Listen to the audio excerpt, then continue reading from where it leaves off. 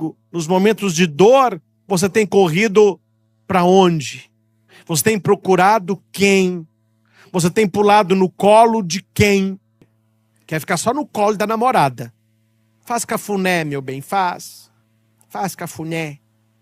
E quando ele coloca a cabeça dele no coração de Jesus, o coração de João vai se acalmando e vai batendo ao compasso do coração do Mestre.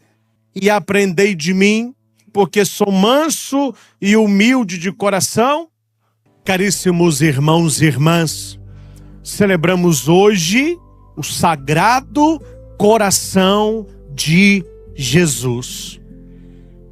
No texto proclamado, nós vimos um coração agradecido, um coração que louva ao Pai, um coração que se ocupa dos pequeninos, um coração que conhece o Pai, um coração que se deixa conhecer, que se deixa amar, que se deixa perfurar por amor, por amor.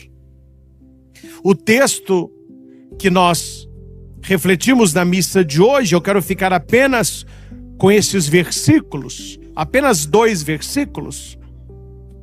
Mateus 11, 28 e 29. Vinde a mim todos que estáis cansados, sobrecarregados, e eu vos aliviarei. Eu vos aliviarei.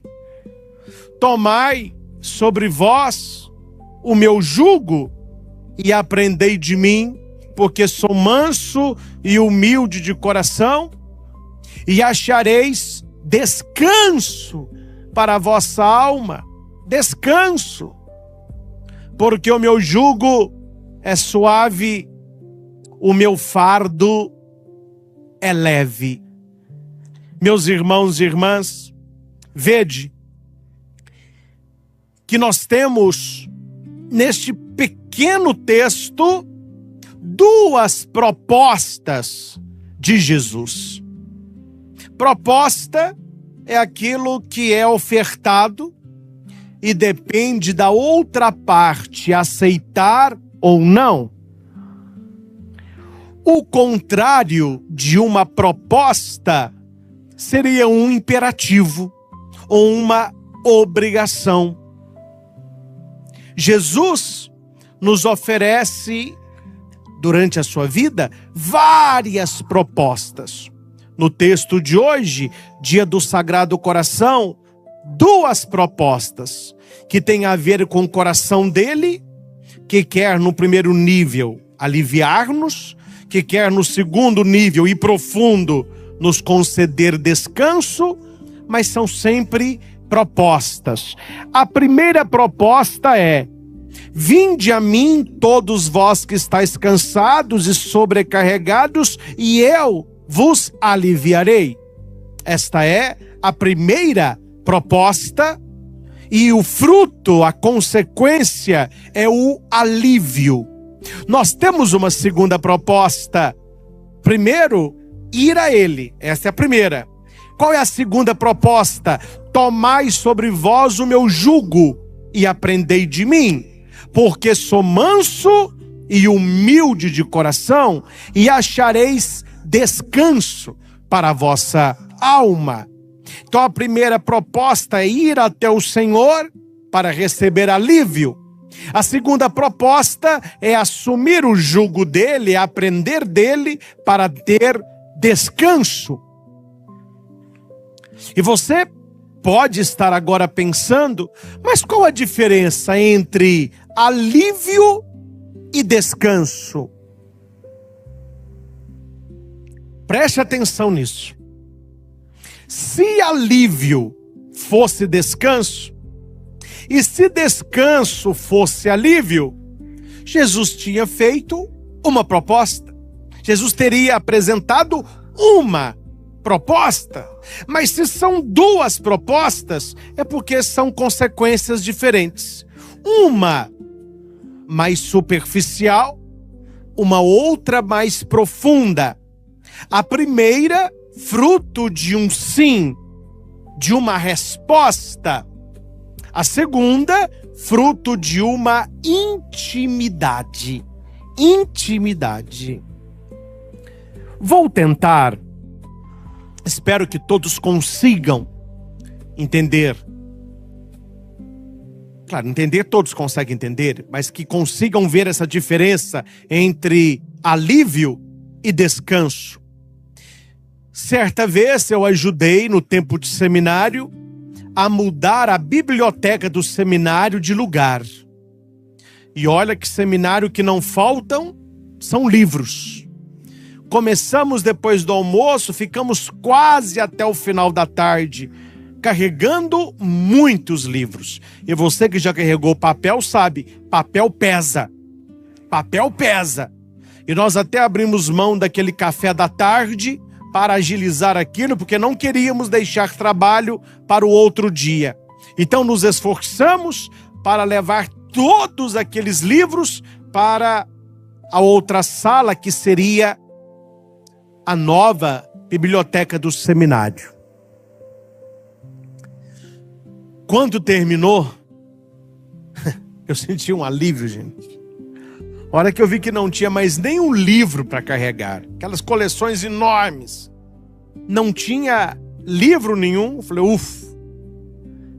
que alívio. O alívio foi momentâneo, foi naquele momento. Mas o descanso, olha, eu vou te falar, viu?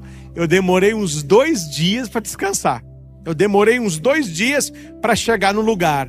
Aquele cansaço, claro, nós éramos poucos seminaristas e carregamos muito livro, muito peso durante horas. Aquele descanso veio depois aí de uns 2 dias.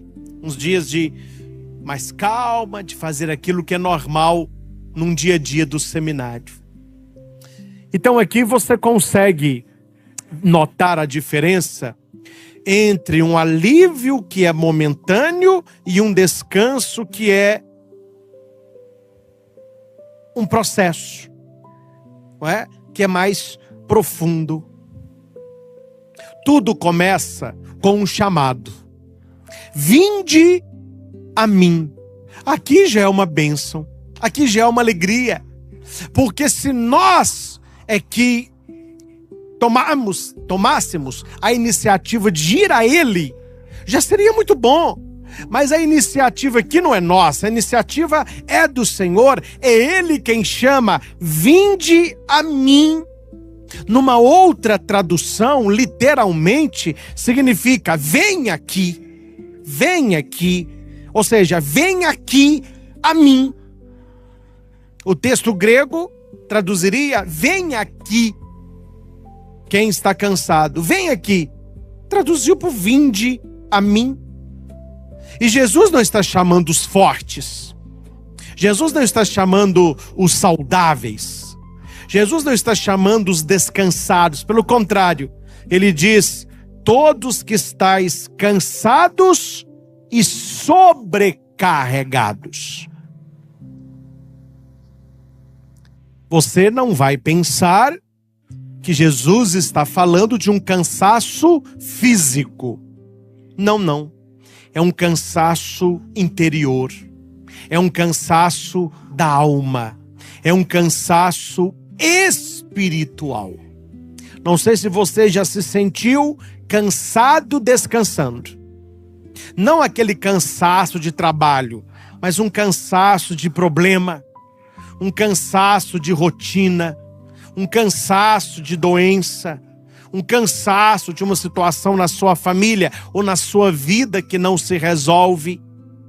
É este tipo de cansaço, esse tipo de sobrecarga que Jesus está dirigindo a sua palavra. É o cansaço que não se resolve com uma boa noite de sono. É uma sobrecarga que também não se alivia depois de um descanso. Jesus está falando de um cansaço e de uma sobrecarga que só podem ser superados nele, só podem ser superados com Ele, para aqueles que forem. Vem aqui, vinde a mim. Aqui eu lembro do Salmo 23, versículos 1 ao 3. O Senhor é o meu pastor, nada me faltará. Ele me faz repousar em pastos verdejantes, leva-me para juntos das águas tranquilas, refrigera-me a alma. Assim como o pastor cuida das suas ovelhas, Jesus quer cuidar de nós, que somos o seu rebanho. Mas nós precisamos ir a Ele, nós precisamos voltar. Nós precisamos voltar. Só abrir um parênteses. Se lembra da parábola do filho pródigo? O pai concedeu para o filho 2 coisas e guardou para si a terceira, que era mais importante. Ele deu para o filho bens, quer dizer, deu o dinheiro, e ele concedeu ao seu filho liberdade. Então ele deu provisão e liberdade. Mas o que o pai não lhe concedeu? E o filho não viu que era o mais importante? A companhia. O pai não foi com ele. E aqui eu quero tocar um ponto importante. O pai não foi buscá-lo. Porque aquele que vai, conhece o caminho de volta. Mas o pai o esperava todos os dias. Túnica nova, sandália nos pés, anel no dedo, tudo feito sobre medida. Sandália é o tamanho do pé, anel, o diâmetro do dedo, túnica, o comprimento do corpo. O pai tinha certeza, ele saiu, mas vai voltar. Jesus está dizendo a cada um de nós que estamos cansados e sobrecarregados, precisamos tomar uma atitude. Qual a atitude? Parar de reclamar, parar de ser vítima da situação, parar de ficar choramingando e ir até Ele. A decisão e a atitude é nossa. Ele não está dizendo, eu vou a você. Ele está dizendo, vinde a mim. E fazendo aqui o paralelo, um outro texto que eu gosto muito é o cego Bartimeu, Pardimel, filho de Timeu. Ele estava sentado à beira do caminho com uma capa. Quando Jesus passa, o cego grita, Jesus, filho de Davi, tem compaixão de mim. Jesus não foi. Jesus não foi. Por que Jesus não foi? Porque ele estava se compactuando com o local onde o cego estava. O cego estava à beira do caminho. Jesus o queria no caminho que era ele, verdade e vida. Então ele manda chamar o cego, chamai-o. E aqueles que antes gritavam, calha a boca, disse, levanta-te, ele te chama, tem coragem. Você entende que não cabe a Jesus vir a nós, uma vez que nós podemos ir a Ele? O Senhor já veio a nós no mistério da encarnação, no seu Natal. O Senhor veio a nós em entrega total pelo mistério pascal, paixão, morte e ressurreição. Cabe a nós agora ir a Ele. Por isso que Ele não está dizendo, eu vou até você, não. Vinde a mim, vinde a mim. Tinha um caçador, sabe? Que foi caçar tatu. Eu já cacei tatu uma vez, para nunca mais. Não é minha praia, não. Mas quem gosta é uma festa, né? O pessoal foi caçar tatu. E o cara lá com a espingarda lá, olhando o tatu, escutou assim um auê. Um corre-corre na floresta. Ele só viu ao longe um lobo, mas o lobo estava atrás de uma lebre. A lebre veio correndo, correndo, correndo, e o caçador ficou assustado porque a lebre pulou no colo do caçador. O caçador pegou aquela lebre enorme, a lebre tremia. E de longe o lobo olhando, babava. Por aquela atitude da lebre, o caçador deu um tiro para cima, o lobo deu no pé. Quando a lebre notou que estava fora de perigo, ela saltou do colo do caçador e correu para sua toca. Se a lebre estivesse tranquila, ela jamais teria pulado no colo do caçador. Mas por que ela pulou no colo do caçador? Porque ela estava fugindo do lobo. Claro, na cabecinha da lebre, ele poderia salvá-la como fez. E a pergunta é, quando o nosso coração está cansado e sobrecarregado, nós pulamos no colo de quem? Tem gente quando está muito triste, quer ficar só no colo da namorada. Faz cafuné, meu bem, faz. Faz cafuné. Tem namorada, só quer saber do rapaz ou das amigas.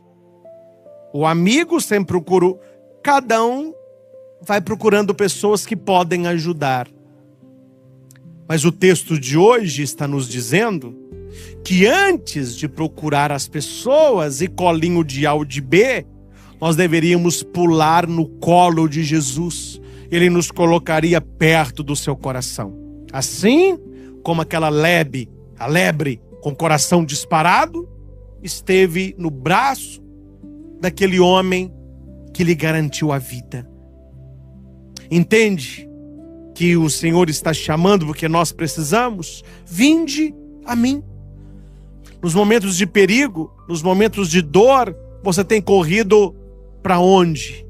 Você tem procurado quem? Você tem pulado no colo de quem?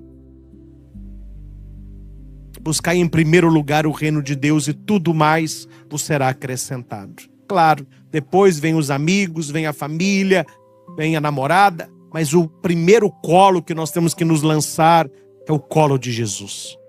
Assim como fez João na última ceia, colocou a sua cabeça no ombro de Jesus. Em algumas traduções da Bíblia, ele coloca a cabeça no peito de Jesus.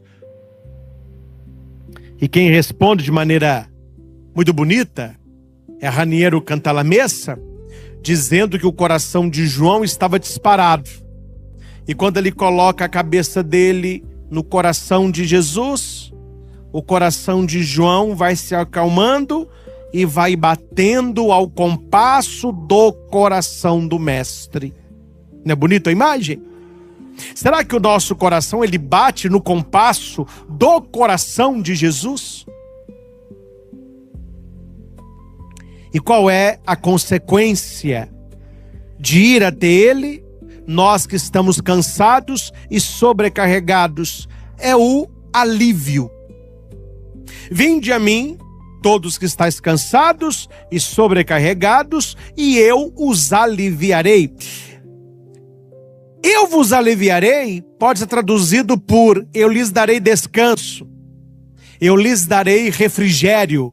É a tradução do Salmo 23. Alívio é uma dimensão de socorro. Guarde isso. É o resumo da minha fala de hoje. Alívio é uma dimensão de socorro. É o toque inicial na vida de alguém. Sabe aquela experiência de Deus? A pessoa vai num grupo de oração, ela tem uma experiência de Deus. Ela vai num retiro, ela tem uma experiência de Deus. Ela celebra a Eucaristia devotamente, ela tem uma experiência de Deus. Ela participa de uma oficina de oração, ela tem uma experiência de Deus. E daí por diante. Sabe aquele sentimento assim, agora eu vou mudar de vida. Agora eu vou parar de beber. Agora eu vou parar de trair. Agora eu vou parar de pecar. Aí a gente começa a cantar, o meu lugar é o céu, não quero pecar. Sabe aquele fogo inicial? Este é o que caracteriza o alívio. É a primeira dimensão, é a dimensão do encantamento. É a dimensão do não está bem do jeito que está, pode ser melhor. Eu não estou legal do jeito que sou, eu posso ser mais. É a primeira dimensão, é a dimensão do alívio. Tão necessária no processo da conversão, tão necessária numa mudança de vida. Veja que Jesus colocou alívio no primeiro lugar. Vinde a mim, os cansados, sobrecarregados, e eu vou conceder alívio. É uma dimensão de socorro. Eu poderia chamar o alívio de primeiro socorro. ou primeiros socorros. Mas não é tudo o que Deus quer fazer. Não é tudo o que Deus quer fazer. É a mesma coisa de você que vai começar a namorar, olhar para o rosto daquela pessoa que você está enamorando e já conseguir visualizar o casamento, os filhos. Não. Ali é o primeiro encanto. O seu objetivo é começar o namoro. É depois, com o aprofundamento do namoro, que virão pensamentos de terreno, casa juntos, casamento, família, filhos, etc. Me compreende? Então, o primeiro sentimento é o enamorar-se. Depois é o amor profundo de estar ao lado. Eu te quero comigo. Quer casar comigo? O primeiro, o que nós podemos chamar de enamoramento, é o alívio. É um excelente começo. É um maravilhoso começo, mas é começo. O alívio se experimenta quando a pessoa vai para Cristo. Mas o descanso, aquela dimensão mais profunda, só acontece quando você pega o jugo de Jesus. O alívio é quando você vai a Ele. Já é ótimo. Mas o descanso não é só ir a Ele, é você pegar o jugo. Tanto é que a segunda proposta é: tomai sobre vós o meu jugo e achareis descanso para vossa alma. Vinde a mim e eu vos darei alívio. Toma o meu jugo e eu vos darei descanso. Alívio, uma dimensão inicial.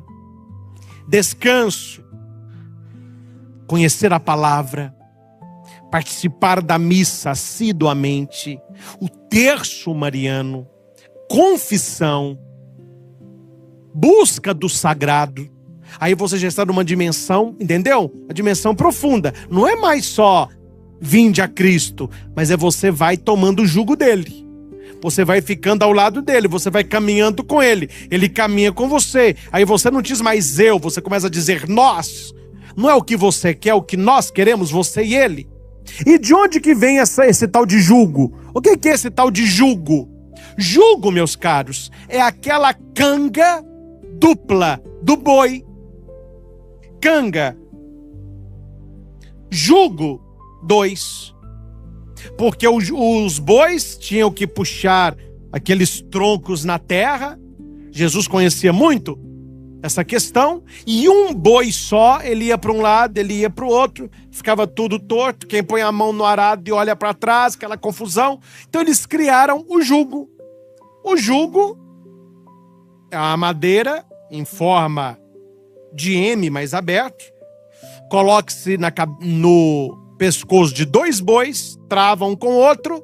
Então, se um vira, o outro vira. Se um anda, o outro anda. Se um para, o outro para. Assim, eles dividiram 50% do peso do que carregam.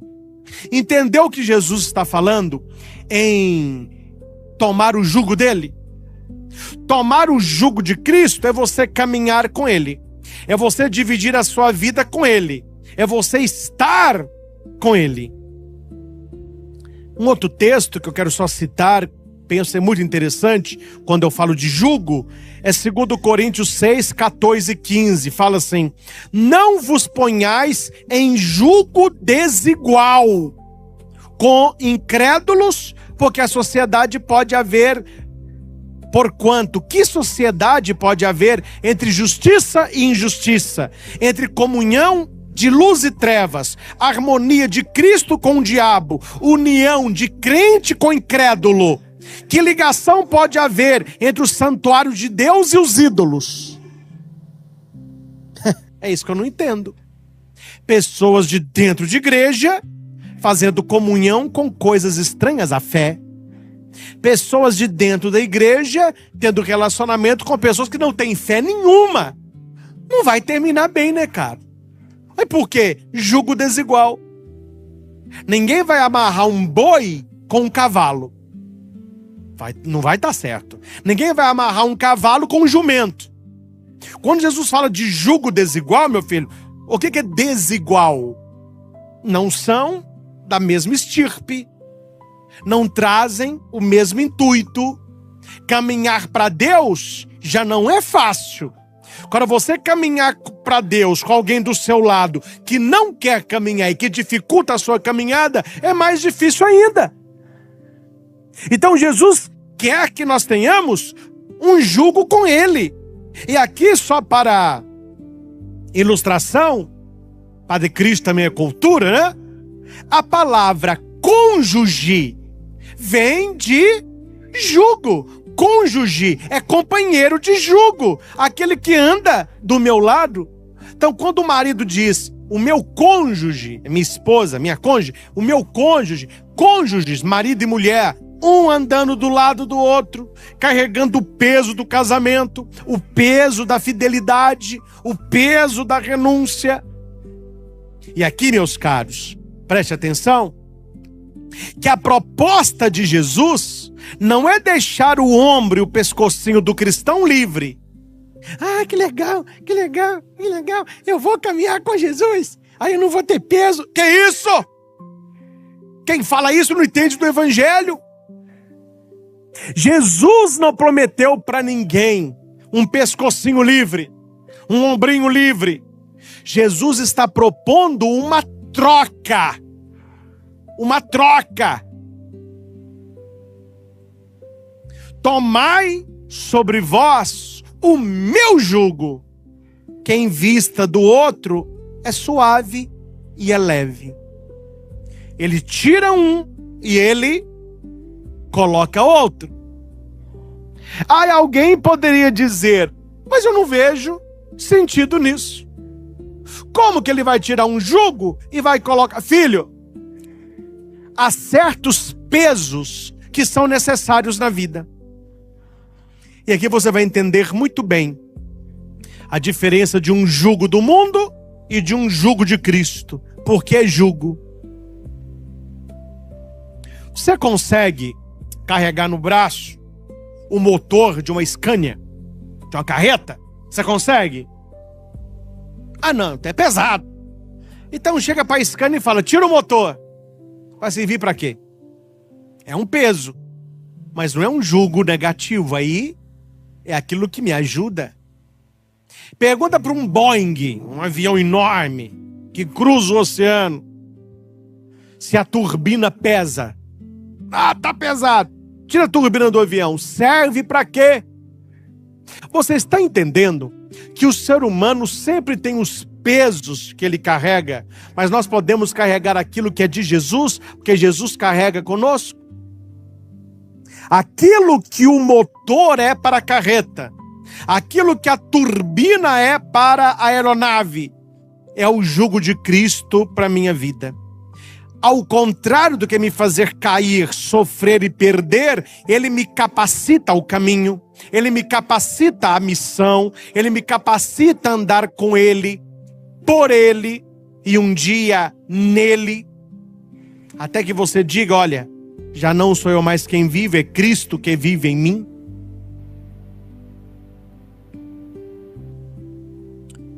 O Senhor está falando de compromisso.